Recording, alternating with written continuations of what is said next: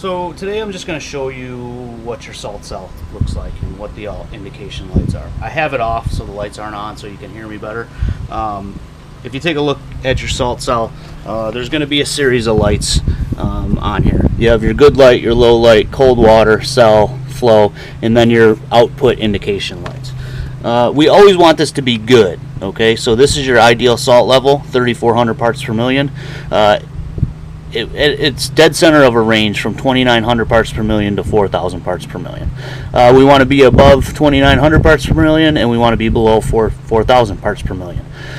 So in that range, you're going to go, your light's going to be green. It's going to be good. When it drops below 2,900 parts per million, it's going to notify you with a low light, and that's going to be red. That's going to mean you want to add salt. Next one down is cold water. When the water temperature gets too cold, the system's just going to turn off. There's really no need for any chlorine because the water's cold enough where nothing's going to grow in there, no algae or anything like that. Cell light, you have it's going to be green when it's actually physically producing chlorine. That's going to go on and off quite often throughout the pump schedule. That's just telling you that the unit is producing chlorine at that very time. If this light's flashing, that just means to inspect cell. You're just going to remove these two black unions, take the cell off, take a look down there, and look for any hard water deposits in there. If you do have any hard water deposits, you're just going to want to get a cell cleaner from our store. It takes maybe 15 or 20 minutes. You just pour it in there, let it sit, wash it out, and then you're back in business. You just go right back to using your salt system.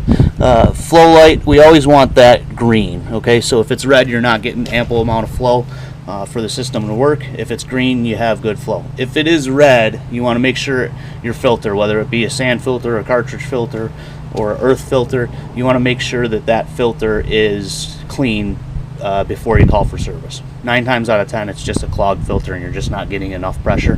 Clean that out. It should turn your light green, and then you're good to go.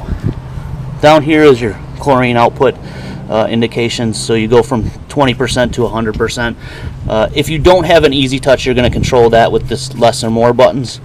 If you do have an easy touch, you're going to control that through the easy touch, and we're going to make a video for that. To boost without an easy touch, you're just going to put these together and all these lights will light green. And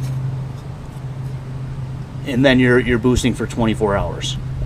So what I'm going to do is just turn it on and just let you see the light calibration.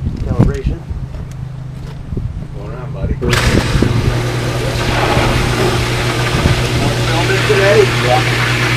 So every time you turn your pump on and off, it's going to calibrate with those lights back and forth. That's normal. It can go up to 5 minutes, and that's just giving you an accurate salt reading every time you start your pump.